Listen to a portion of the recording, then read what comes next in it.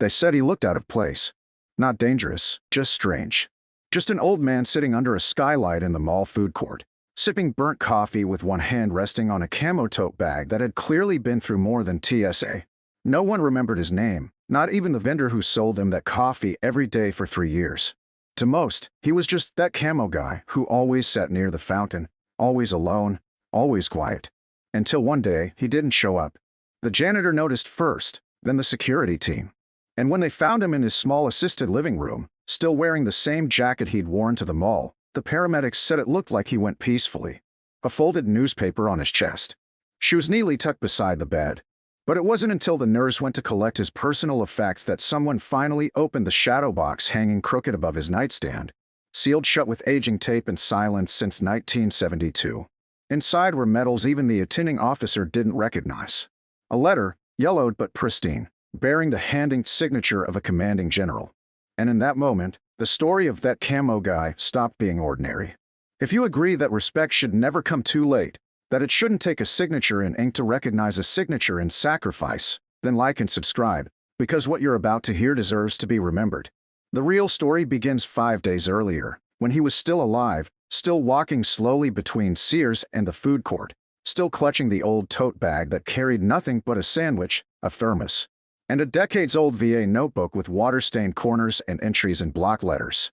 His name was Leonard Rhodes, Lenny to his friends, though he hadn't heard it said with affection in years. At 76, he had the posture of someone who remembered to stand straight even when the world didn't notice. His uniform jacket, patched and faded, bore insignia most civilians couldn't place, in medals so sun-washed they looked decorative. He wore it not for show, but for memory. On that Thursday afternoon, a group of teenagers, 3 boys, 1 girl, sat 2 tables away, filming what they called mall wildlife for their social feed. One of them spotted Lenny, nudged the other. "Bro, is that guy for real? He think it's still Vietnam or something?" Another one laughed and zoomed in with his phone. "Yo, stolen valor alert. Who comes to Panda Express wearing a combat jacket?" They cracked up, mocking his gait, his silence, the way he tucked a napkin into his collar before eating. They were loud, smug, aiming for likes. Lenny didn't look up once. He simply took another bite of his sandwich, folded the wrapper with care, and stared into the distance as if watching something only he could see. A security guard near the escalators smirked at the teen's antics but didn't intervene. At that moment, a woman nearby, maybe 40s, maybe ex-military herself, stood halfway up from her bench and said sharply, "You boys finished acting brave yet?" The teens brushed her off, laughing louder. Lenny finally blinked. He looked at the woman, gave a slow, respectful nod, and returned to his coffee. Later that day, the video went viral, not viral, but enough to get passed around locally. Enough to catch the attention of someone in a plain building across town. Enough to trigger a system most people don't know exists. The next morning, a matte black SUV pulled into the mall parking lot before it even opened. 3 people stepped out, 1 woman, 2 men, all dressed in civilian clothes, but with a calm, measured presence that screamed federal. They walked straight to the security office, showed a credential that didn't have a seal, just a clearance level, and asked for surveillance footage from the prior day. "Do you know the man in this video?" one of them asked. The security manager hesitated. "Just a regular. Old guy. Comes in every week." The woman nodded. "His name is Leonard Rhodes. That video was a violation. The phones used to capture it are being traced. We'll need your full cooperation." An hour later, the teens, now back at the mall with their friends, proud of the attention, were called over the PA. They thought it was a joke. They thought maybe the video had hit 1 million views. They were wrong. Security escorted them to the back office.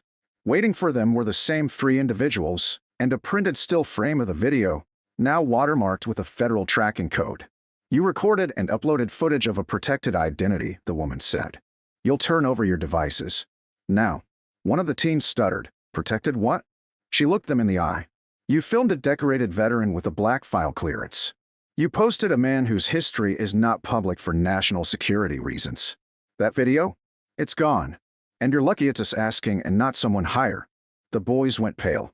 Their phones, along with all cloud backups, were confiscated for operational review. No further explanation. No press release. The security guard who laughed was quietly let go. The woman who spoke up at the food court? She was thanked privately. And Lenny? He never mentioned it. Never asked for an apology. The next day, he was back in his usual spot with a sandwich, a coffee, and his old, tired jacket. And the only difference was this: when the teenagers walked by, they didn't laugh. They didn't speak. They paused, then walked quietly past, eyes down, faces changed. Lenny watched them go, then turned his gaze back toward the fountain, his hand resting calmly on the camo tote that carried a sandwich, a thermos, and a service medal the nation never had the chance to thank him for. It wasn't mall security who called them back. It wasn't the manager or the social media platform or a concerned parent. It was someone higher, someone watching from further away, because Leonard Rhodes wasn't a viral moment. He was a monitored name on a quiet government list marked, "Do Not Disturb," without protocol. And that TikTok clip, 11 seconds long, shaky, grainy, with teenage voices mocking an old man, tripped a system most people never hear about.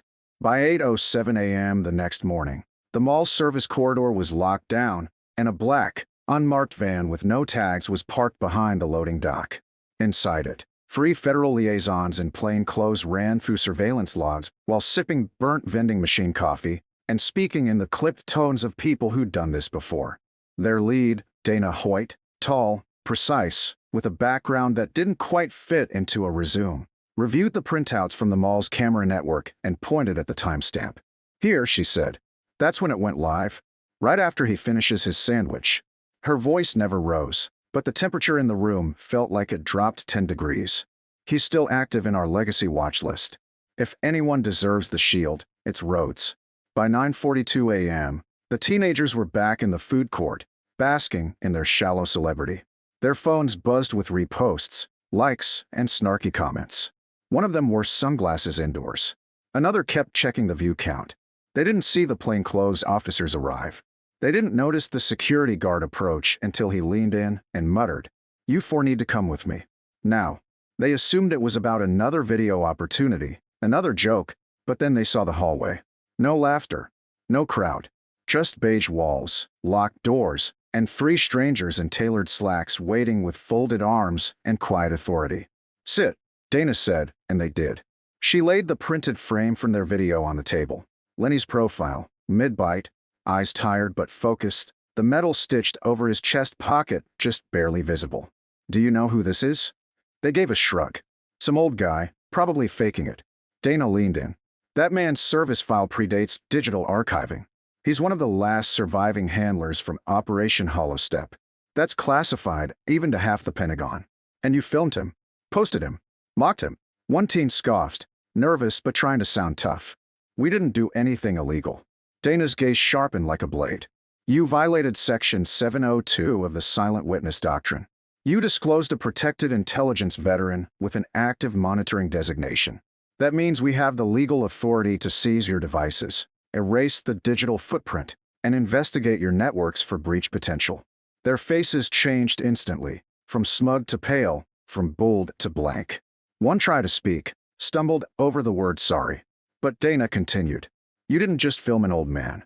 You filmed someone who signed an oath you'll never understand, one that still echoes through places you've never heard of." 2 officers stepped forward and extended their hands. "Phones. Passcodes." One boy hesitated until the officer added, "You want your name next to his in a federal file?" Devices were surrendered. Cloud accounts accessed. Within minutes, the footage vanished, scrubbed, overwritten, like it had never existed. But the shame? That would linger. And Leonard? He wasn't told any of this. That was part of the deal when you served in silence. He got up that morning as always, tied his boots with steady hands, and folded his sandwich in wax paper like it was still a field ration. Walked to the mall, nodded at the janitor, took his seat by the fountain.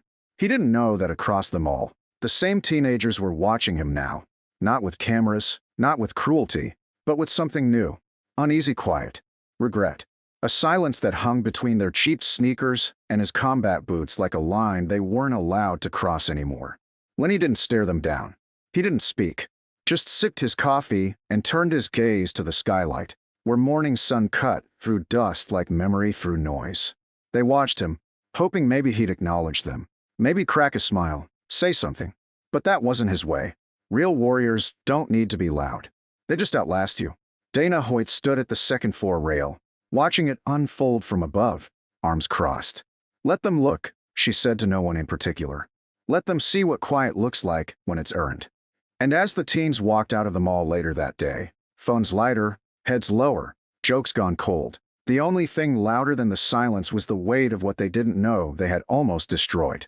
The mall food court didn't change overnight, but something shifted in the air, not the layout, not the storefronts, not the smells of pretzels and orange chicken, but in the silence. The silence that followed Lenny Rhodes like a second shadow. He sat in the same seat the next day, thermos in hand, sandwich on the tray, but the stares were different now, wider, slower, quieter. The teenagers returned once more, not to film, not to mock, but to watch from a distance, trying to make sense of the man they had dismissed.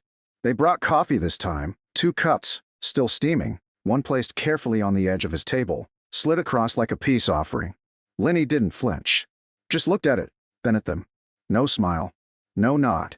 Just that steady, unreadable expression of someone who had seen too many apologies arrive too late. One of the boys swallowed hard and whispered, "I'm sorry, sir." Lenny blinked once, then reached for the cup and took a sip. That was all. And that was enough. Because respect, real respect, doesn't always need permission.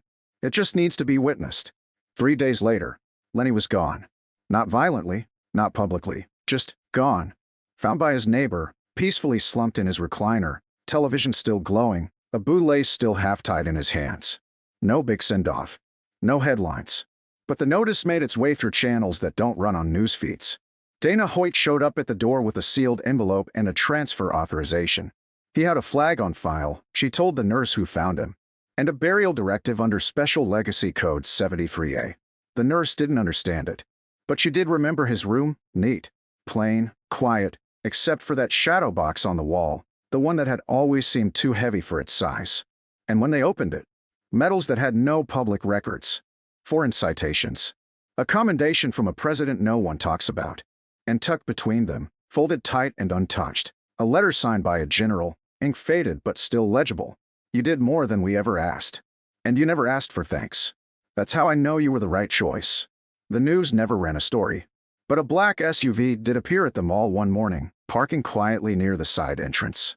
Dana stepped out alone, carrying a plain wooden box and a single-page flyer. She walked to the table where Lenny always sat, now empty, and placed the box gently in the center. Inside, a replica of his service patch, his thermos, and his notebook. The flyer read only, "Honor him by sitting in silence." 10 minutes. No phones. The janitor saw it first. Sat down without a word. Then the food vendor. Then the woman who once defended him. Then, slowly, the teens. They sat in the circle of chairs that formed naturally around that empty table. They sat without music, without scrolling, without laughter. Just 10 minutes.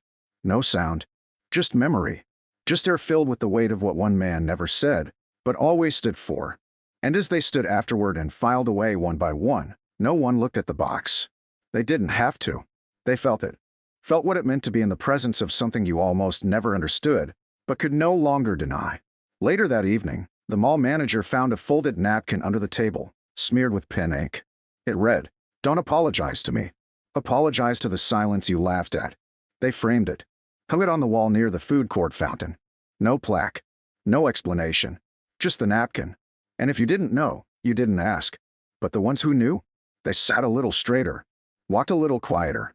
And every now and then, they left coffee on that table. Just one cup. Always black. Always steaming.